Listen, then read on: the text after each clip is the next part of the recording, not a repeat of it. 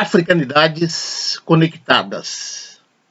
Nós vamos conversar acerca das contribuições do continente africano na alimentação dos ocidentais e, sobretudo, na alimentação aqui no Brasil.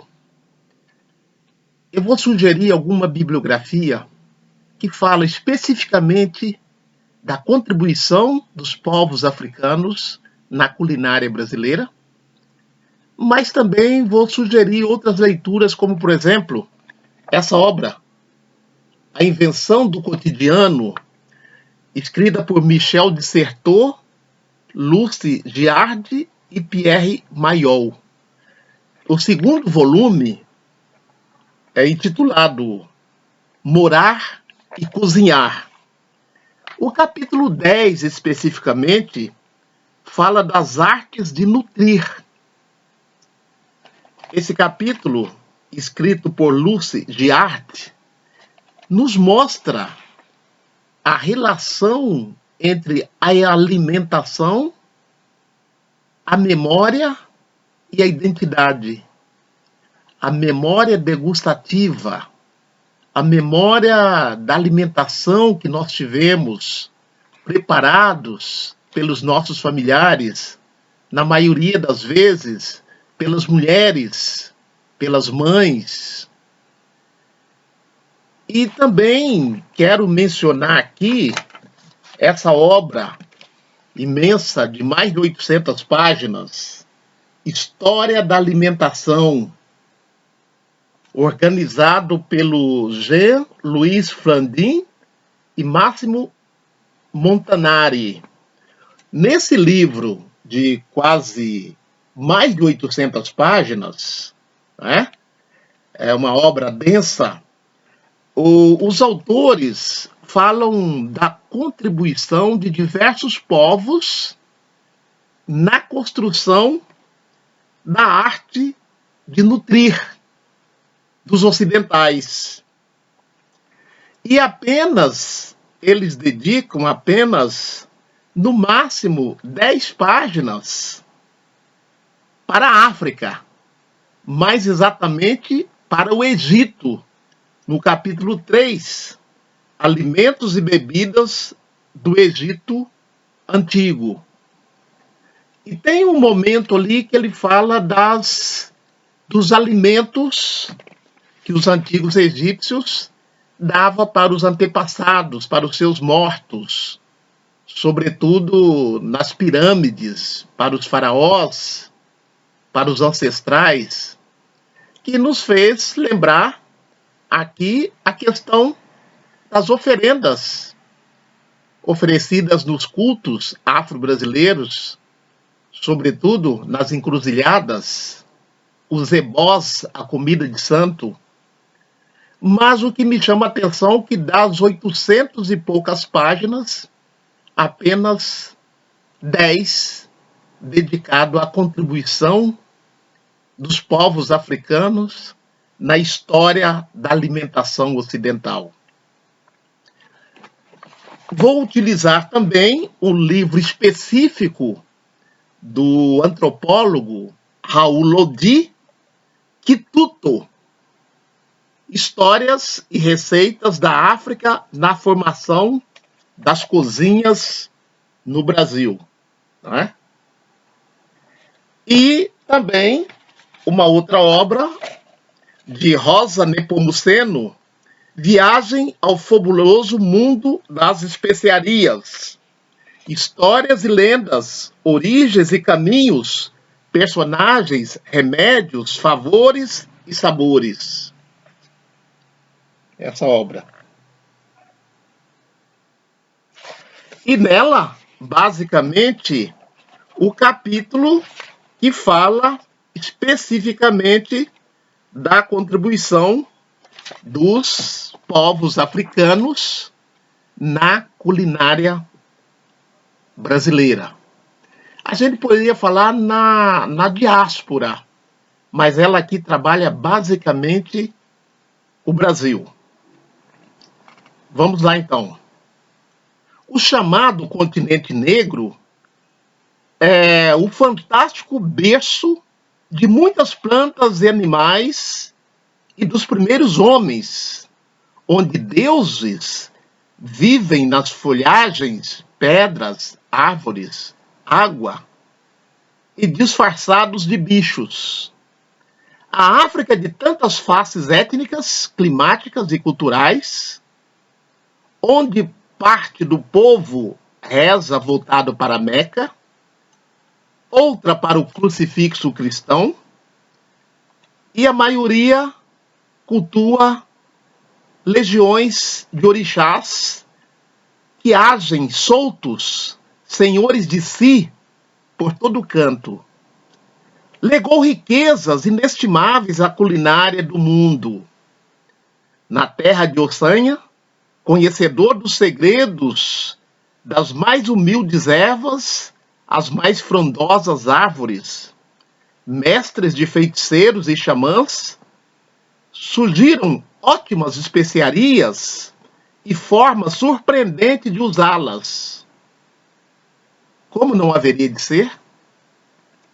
Seus deuses são glutões, apreciadores de fartos banquetes com pratos variados e bastante condimentados. Pierre Fatumbi Verger, fotógrafo, etnólogo francês, que viveu muitos anos entre as terras dos Yorubás, na África Ocidental e na Bahia, conta em um dos seus livros que antigamente os orixás eram homens que se tornaram deuses por causa de seus poderes e virtudes, por sua sabedoria e seus feitos extraordinários. Sendo assim, ao se tornarem orixás, mantiveram os seus gostos culinários. Nos seus cardápios, as principais especiarias são a cebola, as pimentas, os coentros, o azeite de dendê. Exu, por exemplo, o mais astuto de todos, gosta de pratos com farofa, azeite de dendê, cachaça e carne de galo preto, e ainda de bode temperada com molho apimentado.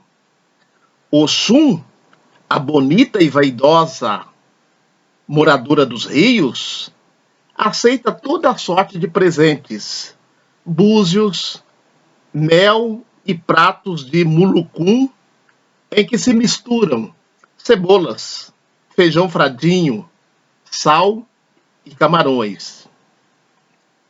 Como segunda mulher de Xangô, fazia pratos especiais para seu marido, como uma sopa de cogumelos no amalá, preparado com farinha de inhame, e um berigui, feito com feijão e cebola. Obá, a vaidosa terceira mulher de Xangô, aprecia quiabos pilados com milho, regados a molho de pimenta. Já Inhaçã, a primeira mulher desse grande conquistador, senhor da guerra, prefere dançar a cozinhar, mas adora acarajés com pimenta.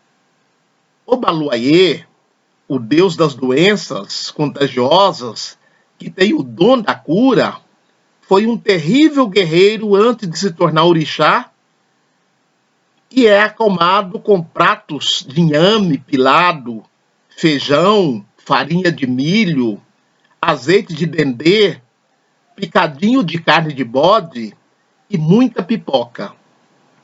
O vinho de palma extraído do caule da palmeira nunca faltou aos deuses nem aos mortais, regando os banquetes africanos de todas as regiões e credos.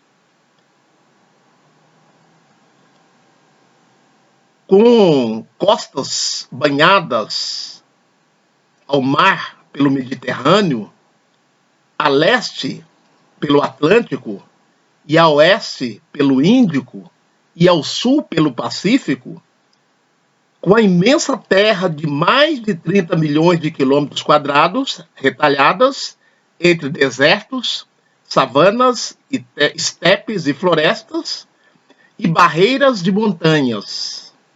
A África, de tantas faces, abrigou povos diversos: bantus, sudaneses, pigmeus, tuaregues, etíopes, egípcios, entre outros, e absorveu os legados dos diversos povos que se instalaram pelo seu litoral.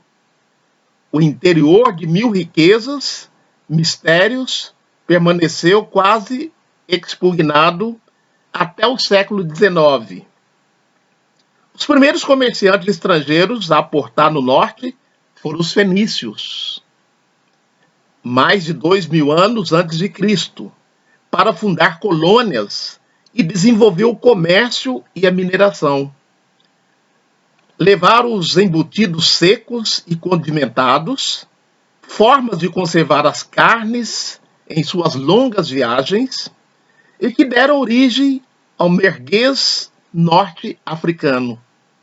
Também foram eles os difusores na região da farinha, de sêmola, que passaria a ser empregada no mais famoso prato da cozinha marroquina e argelina, o cuscuz, com adaptação deliciosa pelo caipira paulista.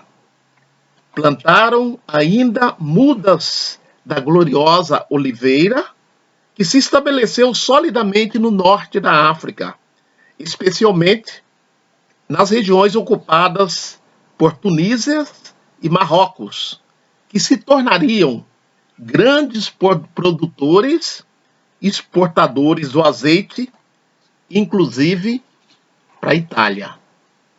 Então, a autora Rosa Nepomuceno nos mostra um pouco daquilo que os africanos, quer na condição de escravizados, quer na condição de pessoas livres, legaram para o Ocidente no âmbito da alimentação. Então nós podemos falar de africanidades na alimentação ocidental, sobretudo na alimentação brasileira. Africanidades conectadas, revelando as contribuições de África na história da alimentação ocidental.